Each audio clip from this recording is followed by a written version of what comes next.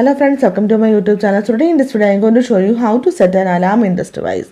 For this, open the clock application, and in every device you will get one two in default alarms.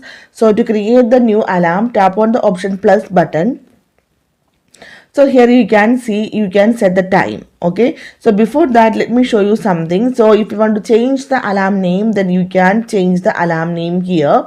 So if you want to customize the ringtone, then from here you can easily change or customize the ringtone of this particular alarm. So if you want to rearrange the snooze settings, then from here you can change this one.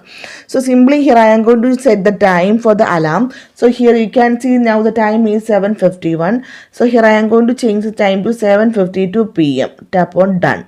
Now you can see ring in less than 1 minute. Now just wait for a few seconds. The alarm will ring. Okay.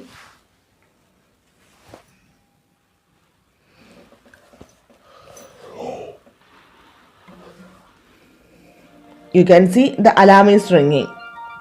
Okay, and from here you can easily snooze the alarm, otherwise you can stop the alarm. So here I am going to stop the alarm.